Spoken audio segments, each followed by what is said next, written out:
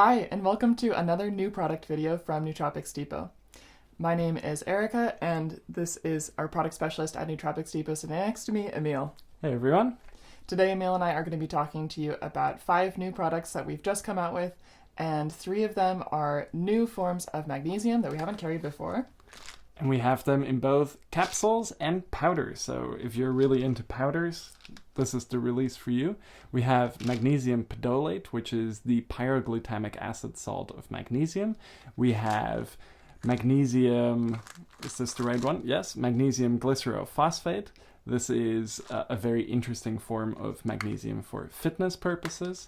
And we have TauroMag, which is magnesium N-acetyltaurinate, very good for relaxation and deep sleep. And we have them all in powder. And those powders have a scoop. So for the first time, we have Nootropics Depot products with scoops. This makes them very easy to use. And better yet, all of those magnesium powder releases that Erica was holding up just now all dissolve really easily in water and don't have much of a taste associated with them. So they have a slight sweet taste, which magnesium kind of always does. I think that actually enhances the taste of the water. And having them dissolve very quickly, being able to just put it in your water bottle and sip it throughout the day, using it kind of like an electrolyte, or having it for example, TauroMag, having it in solution and drinking it, the effects are going to kick in quicker, which is perfect for us as well, because we always like to take one of the products on camera. And this is a bit of a shorter video, so we need things to kick in quickly. So we're going to show you just how well the TauroMag dissolves and how much of a relaxing effect it can have in a pretty short amount of time. So let's mix some of that up. We have a nice handy scoop in here, so I don't have to get a scale out, so I can really show you how convenient this workflow can be. Erica, if you can hold these glasses, Yes. then I will dose out the powder in them. So this is the scoop, quite a small scoop. It's an 800 milligram scoop. I just verified it as well. We've been verifying it in the lab as well. It accurately measures out 800 milligrams.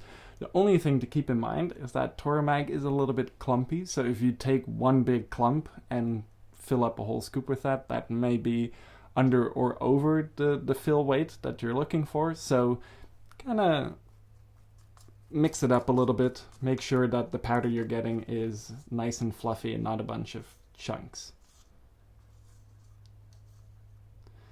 So here we go. Emil and I have been taking TauroMag before we go to sleep, and because we have these really handy fitness tracking watches, we've been seeing some really nice results. I have noticed more REM sleep, and Emil, you've been noticing that you've been getting more deep sleep. Yes, and it's actually really interesting because generally I'm a little bit low on deep sleep and Erica's a little bit low on REM sleep. And the claim is that TauroMag is very good for enhancing deep sleep. Erica's deep sleep is pretty much always the one thing that's really good in your sleep cycle, so we don't see much of a change there. But we see a balancing in Erica's sleep architecture, where now all of a sudden you're getting half an hour, 45 minutes more REM sleep per night. And I'm having the same with deep sleep. So if you look at the total picture, our sleep architecture is generally improved. It's not that we're just getting a boost in deep sleep or just getting a boost in REM sleep, and it seems to be different for both of us. But my watch has been very happy with me because my sleep scores have been very high the last 2 days that I've tried it. Even last night, I didn't get the recommended amount of sleep that I should have. I was under the 8 hours, so my sleep score was a little bit lower. But usually when I only sleep about 6.5 hours, my sleep score is at about a 50 or a 60. It really dings me on that lack of full sleep, 8 hours. However, my sleep score was 74 today, and the main comment on my watch was, "You didn't sleep long enough, but you got plenty of deep sleep." That's something I've never seen on my watch. It's never told me I've gotten plenty of deep sleep or good deep sleep. That's always something I'm lacking in. So for me, it really seems to be working, and I'm definitely going to be taking TauroMag going forward at night, because good sleep is the foundation of a good nootropic stack, good healthy life, all of that. So that's a very good benefit for me. Okay, so now maybe let's get a little bit closer here. You can see the powder at the bottom, and look at how quickly it dissolves. You don't even need to stir this one because the pressure of the water and the agitation is actually dissolving the magnesium pretty well on its own. Yeah, I mean, it's completely dissolved. I don't see any chunks in it now. It's just nice, clear water. So here's another opportunity if you missed it. Maybe get a little bit closer. Yeah. Okay, let's see.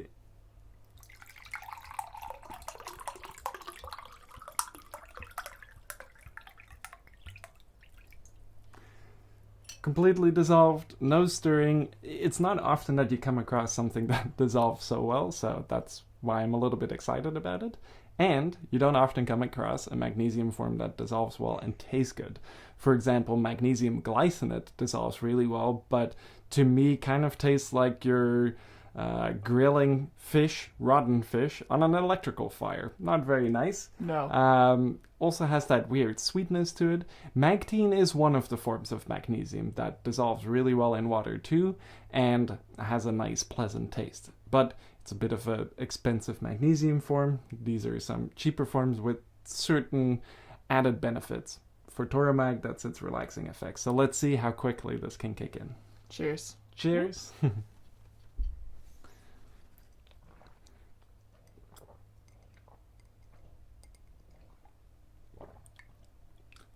I have one chunk stuck to the bottom. I also have a very small, little bit of powder, but it dissolved super well. And as you can see, no grimacing. This is not something that tastes bad. It just tastes like water that's like slightly more mineral sweet, which makes sense because we put a large amount of a mineral in it.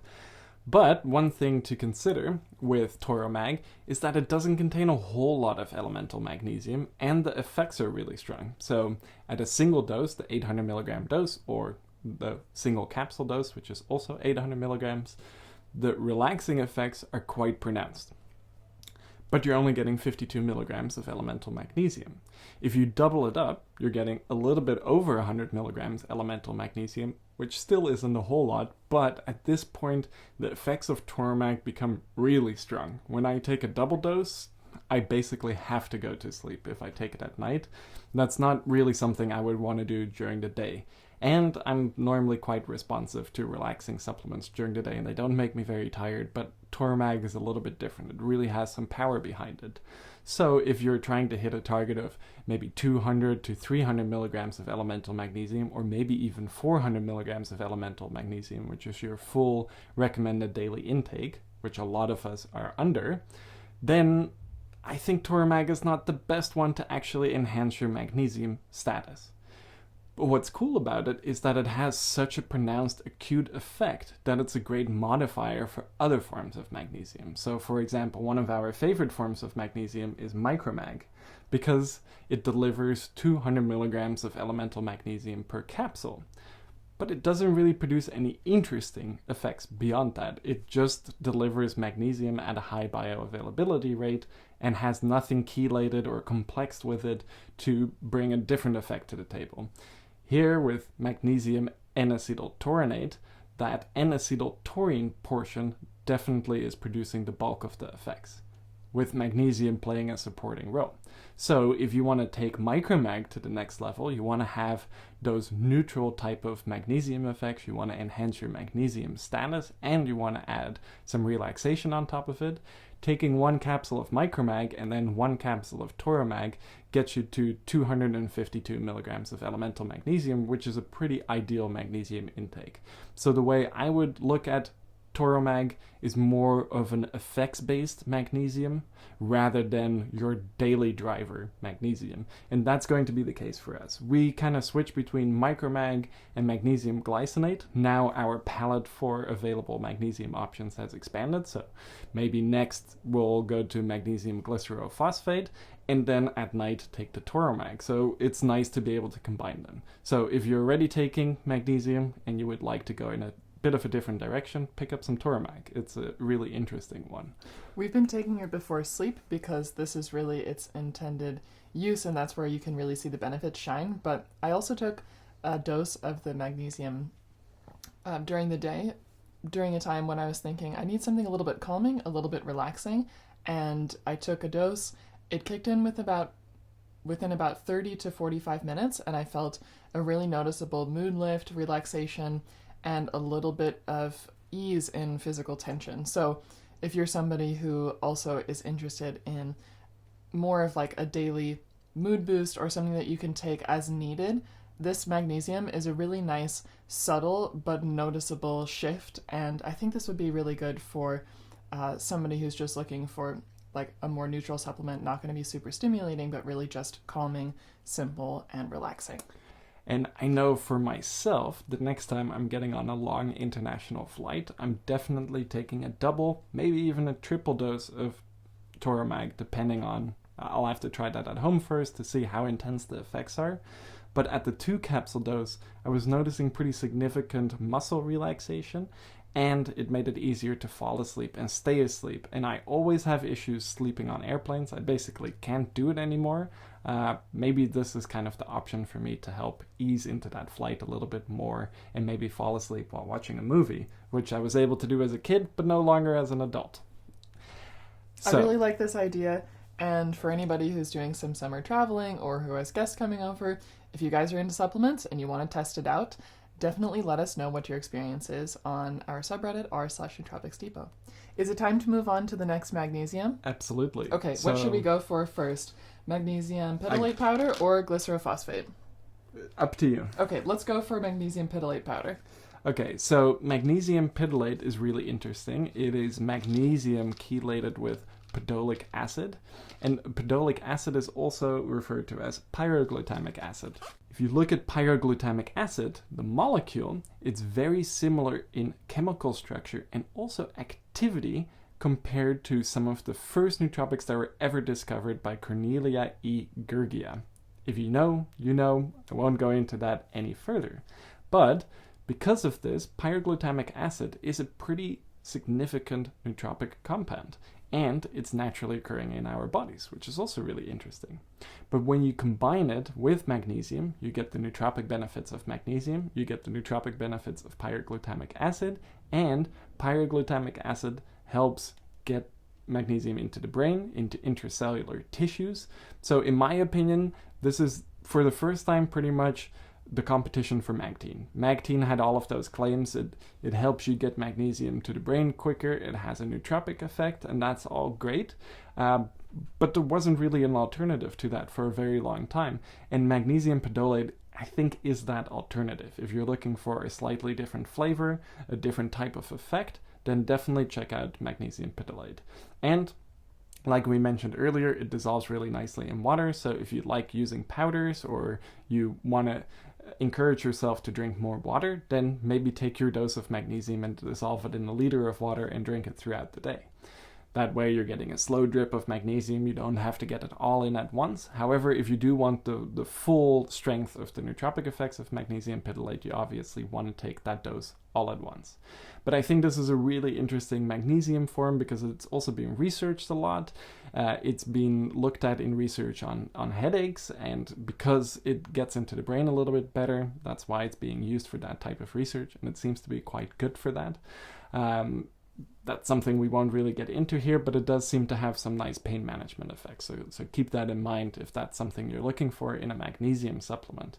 But overall, this is just a really good contender as a nootropic magnesium. So TauroMag being the relaxing sleep one, magnesium pidolate being the more nootropic focused one, and that then leaves us with magnesium glycerophosphate, which is these ones. And magnesium glycerophosphate, again, it's a magnesium chelate. It's chelating magnesium to glycerophosphate, and if that sounds familiar, maybe you're thinking of alpha GPC, which also has that glycerophosphate in there. And because of this, maybe alpha GPC is also often used for fitness benefits. There's definitely a growth hormone angle there. Check that out if you're not familiar. But on the other hand, if you're taking a glycerophosphate source, whether that is magnesium glycerophosphate or alpha GPC, you're getting both glycerol and phosphate. Phosphate is a really important electrolyte. It's one of the main ones, and it doesn't often get talked about. It's also really important for bone health. And then glycerol helps pull water into your bloodstream. So it helps volumize your blood a little bit more, but because of that, it can also enhance cellular hydration. And magnesium, of course, is also an important electrolyte, and also, like phosphate, has impacts on bone health. So if you're looking at a more fitness-oriented magnesium, this is a really good one. You have good bioavailability, you get that extra phosphate as an electrolyte, and you get some glycerol. This can also help a little bit with muscle pumps, potentially. So this is a really interesting one for the fitness crowd. And again, it dissolves very readily in water and gives you 2 electrolytes. So if you're going out for a workout, for example, you could dissolve some magnesium glycerophosphate in your water bottle, and then you're getting a bit of an electrolyte throughout your workout. I would still recommend, if you're sweating a lot, that you need to replenish with a few different electrolytes. We will have an electrolyte soon. We are beta testing that as we speak.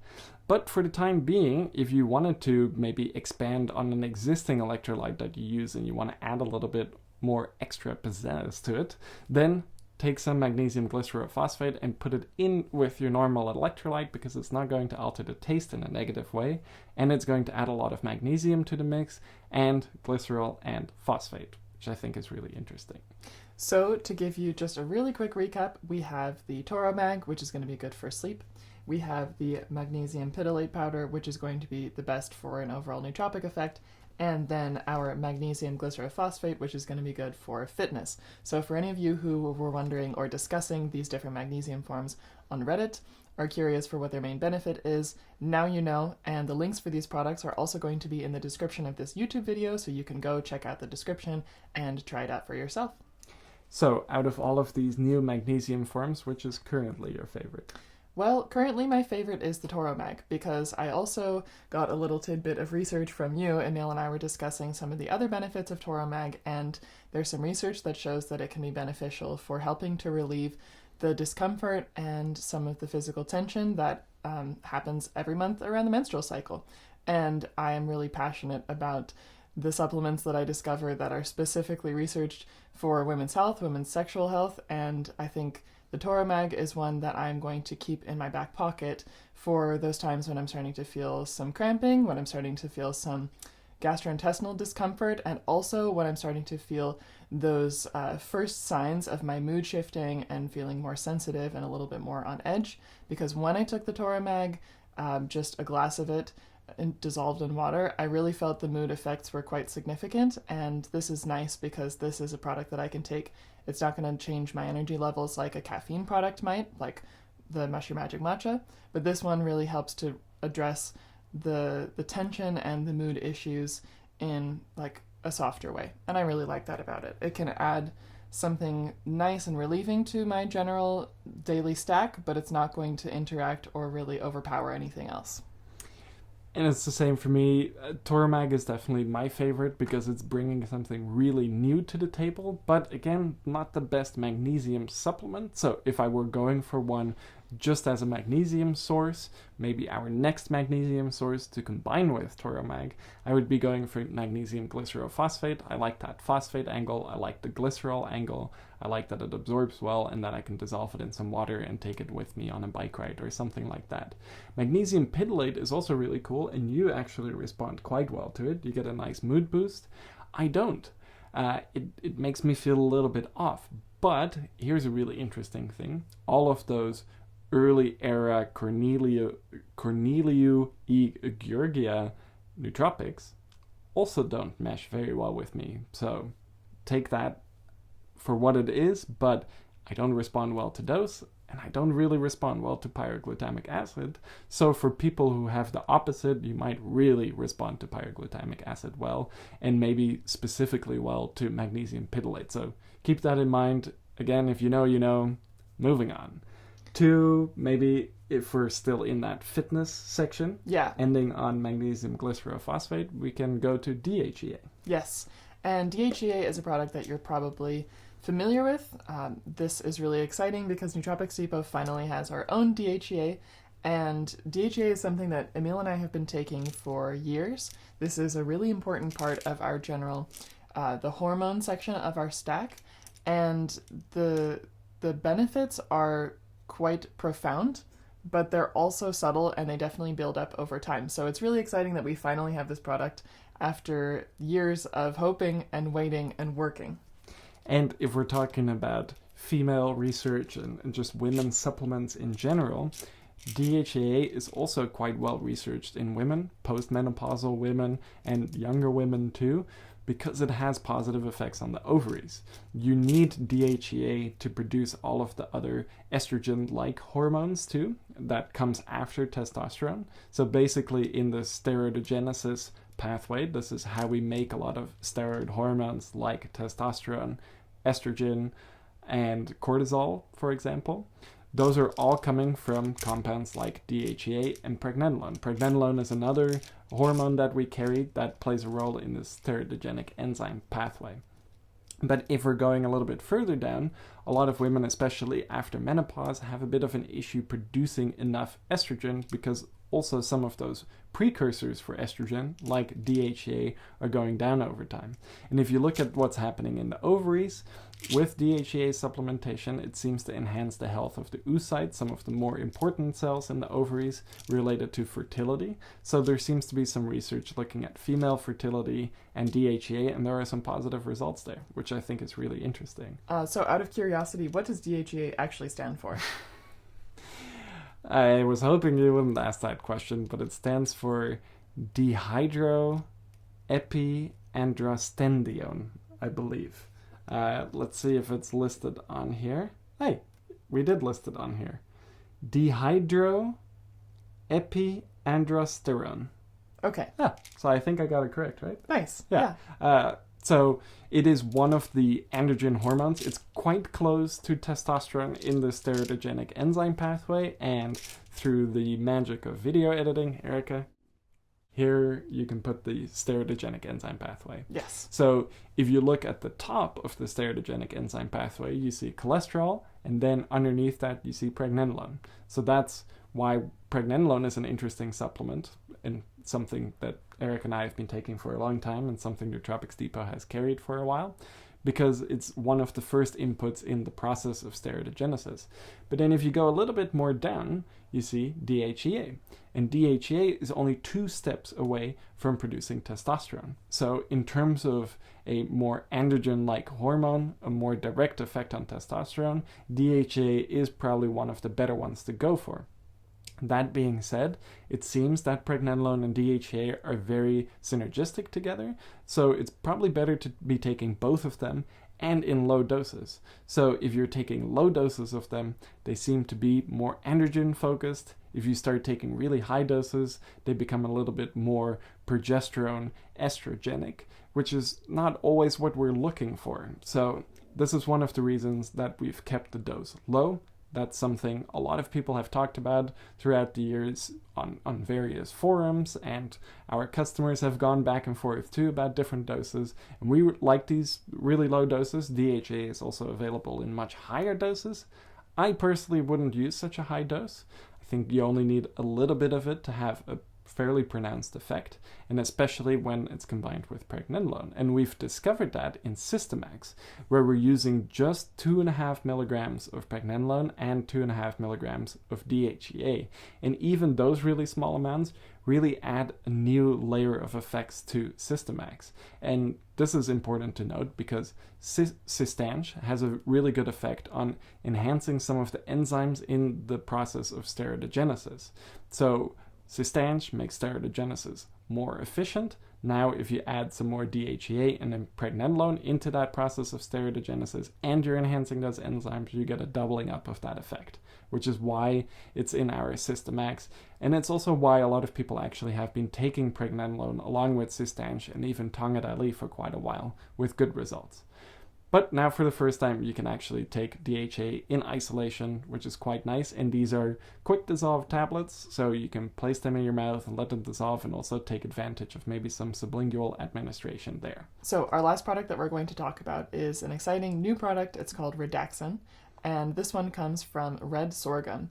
And sorghum is not typically red, but there are some cases, and in the case of Redaxin, a really nice benefit and a unique benefit from the red variety of the sorghum plant. And this product is really interesting because it's coming from Kentucky, it's a US-based product, and the research that has been coming out about this product is also really fascinating. That's what we're going to get into specifically. And Erica's really downplaying how unique this is, because red sorghum doesn't really exist. There are some sorghums that are a little bit reddish. You can use that as a dye. It's quite common in the African continent, where sorghum is an important food source and also a dye source. But usually, if you're looking at the sorghum plant, the sheath, so where you have the stalk and then where the leaves are coming out, right in that position there, you have a lot of these 3-deoxyanthocyanidins, which we'll talk about a little bit later. But they accumulate there, and they're a plant defense, but only in that sheath. So if you have a big sorghum plant, this is a type of grass, it produces a grain and big stalks that you can make syrup from too. It's quite a large plant, but those sheaths only make up a small portion of the plant. So if you had to go and harvest all of the sheaths to get those unique 3-deoxyanthocyanidins out, you would need an enormous amount of sorghum, and it doesn't really make commercial sense. Now in Kentucky, there is something interesting going on, because Kentucky is a big sorghum growing state. And actually, the US is one of the biggest producers of sorghum in the world. So it makes sense that some interesting research is being done there. And at the University of Kentucky, there's a researcher called Seth the Bolt. And at the time, they had 2 million, that's a lot of plants in the ground for research purposes. Now, if you think about this, there's certain industries where this is done a lot. For example, in the hops industry and related species like hemp and cannabis, you plant a lot of plants and then you go through and you do something called phenohunting. You go through your rows of plants and you look for unique characteristics. Maybe a certain smell, maybe a certain color, maybe a certain structure of the plant. And this is done sometimes with a few hundred plants, maybe 1,000 plants, a few thousand plants in much larger operations. But in this case, it was 2 million plants. So this is one of the largest phenohunts that I potentially know of, because operating in that scale just boggles my mind. And in that field of 2 million sorghum plants, there was one plant that was bright maroon. So it was a 1 in 2 million anomaly that they discovered. They took that plant and they started breeding with it using traditional breeding techniques. So there's no genetically modified organisms here. This is totally non-GMO. But just in nature, this anomaly occurred. And these compounds that it's producing, which is making the sorghum completely red, also the leaves and everything is completely red, are these 3-deoxyanthocyanidins, which are normally used as a plant defense mechanism, and you only need small amounts of it. So it's really strange that something ended up getting activated in this specific variety of sorghum, where everything just started producing very large amounts of these protective plant compounds. Maybe it got infected with a fungus or what have you, and it started producing it, and through a few generations, I'm not exactly sure. We might have to have Seth the Bolt on at some point to talk about that, and maybe to talk about whiskey, because he's also an important person in the Kentucky bourbon world, and that's something we really like. I was joking earlier that there's 3 really good things coming out of Kentucky now: red leaf sorghum, bourbon, and Erica. I was born in Louisville, Kentucky. Born in Louisville, Kentucky. Yes. So we have a bit of a connection with Kentucky, and I'd love to go there. I'll add bluegrass to that mix. Bluegrass. But anyways, yes. That's for a different type of podcast. Yes. But what's really interesting, of course, is that they found this anomaly, they were able to stabilize it and breed it, and now they have 300 acres full of this, what they're calling red natural sorghum.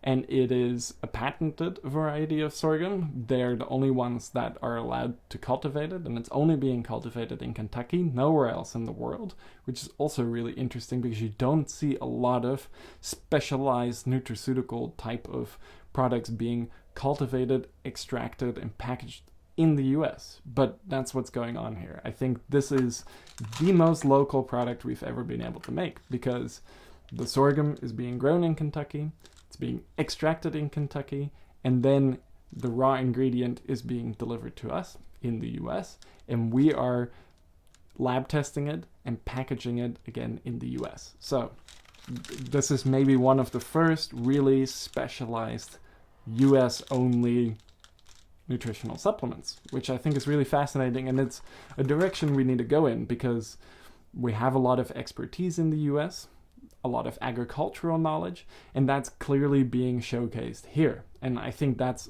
another interesting thing to mention with Red Leaf Biologics, the company behind it, is that they're working with the University of Kentucky still, they're working with the government too, and to just build up this potential interesting bioactive cultivation program in Kentucky, which would really put Kentucky on the map for not just bourbon, but now also nutraceuticals, which is great in my opinion. For sure.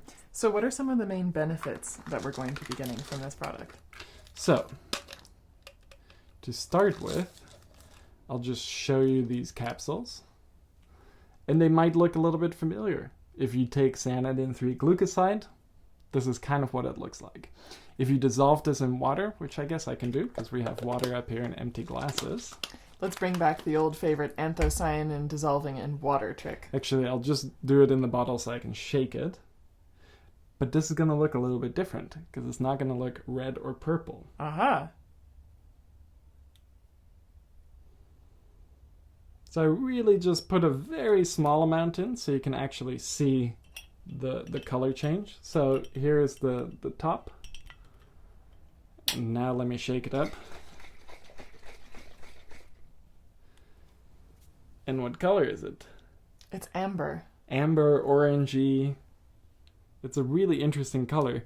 And that's those 3-deoxyanthocyanidins, because 3-deoxyanthocyanidins are no longer red. They're a little bit orangey. So you have your purple stuff from tart cherry. If you add a little bit of acid there, it becomes red because those anthocyanins are reactive to pH changes. And I tried that as well with the Redaxin, and there was no color change with pH. And turns out that the 3-deoxyanthocyanidins are very pH stable. So they've actually been used in various food applications too, in fermentations and things like that, because they're stable and they can enhance the taste characteristics, the fermentation characteristics. But that's not really what we're interested in here. We're really interested in those 3-deoxyanthocyanidins, and the two main ones that are in there are apigenetidin, so not apigenin, but closely related, apigenetidin, and luteolinidin, so not luteolin, but a derivative of it, 3-deoxyanthocyanidin derivative of it.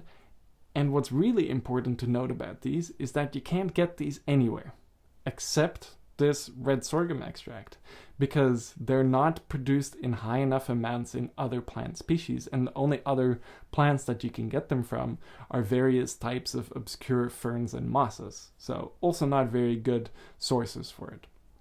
Here, because of this 1 in 2 million anomaly that was very well identified and then bred, we can now extract very high amounts of these 3-deoxyanthocyanidins.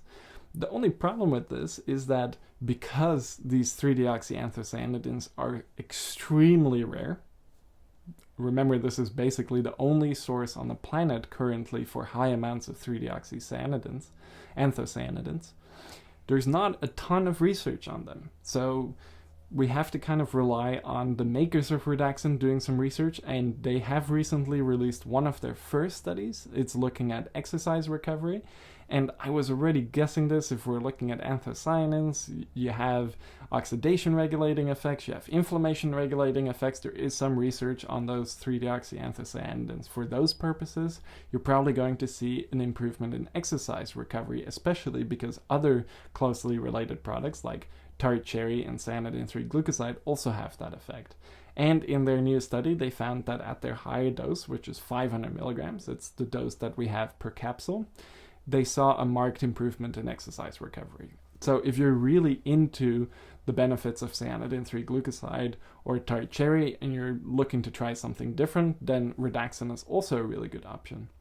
And if we're going a little bit into the subjective effects of what we're actually experiencing, with cyanidin 3-glucoside, I notice a stimulating effect. With tart cherry, I don't notice much of an acute effect. It definitely has benefits on muscle recovery, exercise recovery, but it doesn't have a really pronounced effect, except maybe that it helps enhance sleep quality. Now, Redaxin is kind of in the middle there. It's not as relaxing as certain things like apigenin. Here we have apigenin, so there could be a little bit of overlap there, but there's definitely this kind of apigenin type of relaxation, but not as strong as with apigenin. And there's a little bit of that stimulating quality that you get with cyanidin 3-glucoside, but it's also not totally there. So this is really smack in the middle. You have nice relaxing mood boosting effects, and you have nice little bit stimulating effects. So it's a really balanced overall profile. And we actually took the Redaxin an hour and a half, I think, before filming this, because we wanted to get a little bit more familiar with it. And I'm definitely feeling those relaxing effects. However, one thing just started to happen. I felt the TauroMag. I don't know about you, but I've been having a bit of tension in my neck and shoulders from writing and researching a lot this week, and that's starting to melt away. My mind is getting a little bit more calm, a little bit more slow. You can maybe hear it in my voice too. I started off quite quick and fast, and now I'm starting to slow down a little bit, which is good timing because we're almost at the end of this video. But I think you can kind of see just how relaxing TauroMag is, and it seems to go well with the effects of Redaxin. Absolutely. But to go back a little bit, just so I can tell you the sparse amount of research that is out there. So apigeninidin is a good oxidation regulating compound and inflammation regulating compound, and then luteolinidin also does the same, good for balancing oxidation and good for balancing inflammation. And there's a really interesting study about luteolinidin showing that it is a very potent CD38 inhibitor. So that's something that apigenin actually also does, which is one of the reasons why it's in our OptiNAD Plus formulation, because CD38 is an enzyme that normally degrades NAD+. So if you inhibit CD38, you don't degrade as much NAD+, and you keep more of it around. So having a CD38 inhibitor in your stack is a great way to enhance your NAD+ levels or to support your NAD+ boosting strategy. For example, if you're taking OptiNAD+, there is already a CD38 inhibitor in there, but if you were to take it with Redaxin, that effect would likely be increased in a positive way. That's something I haven't really heard anyone talk about and haven't heard the makers of Redaxin talk about, so I hope that's some research that they do as well. But if you consider some of the positive benefits of NAD+, it makes sense some of these effects that they're seeing too. Exercise recovery, oxidation and inflammation balancing effects. There seems to be some immune regulating effects, and they're currently doing a new study looking at the cognition enhancing effects of Redaxin, which just how it feels in me, I would say this definitely is going to be a cognition enhancing compound too, and also really good, or compound extract, and it's really good for just balancing exercise, recovery, oxidation, inflammation. I think that's always a good thing, and this is probably something I'm going to be adding to my stack because I really like these anthocyanidin type compounds. Feel really good on them. I feel really nice on Redaxin, and I'm curious to see in the future what kind of research comes out about it. But you get the opportunity to try two extremely rare 3-deoxyanthocyanidins. This is the only product on the market. It's standardized to 20% total polyphenol, so it's also quite a high amount of all of that. Definitely worth checking out, in my opinion. Absolutely. The acute benefit that I noticed was that as soon as the Redaxin started to really kick in, I felt myself breathing deeper and more regularly. And this is something that I've experienced with a couple other of our mushroom supplements, like red reishi, for example. But this one in particular, I felt all of a sudden like this sort of cool wash that came over and really affected my breathing more than anything else. And then I also felt it a little bit relaxing as well. So if you're looking for something that has this kind of breathing and really just taking deep breaths effect, this could be something interesting in terms of the perceptible benefits. Absolutely. And one last thing that we'll touch on when people discovered on our new product release thread last week that we were going to be releasing a sorghum extract, everyone in the comments started getting really excited about the DHT increasing effects.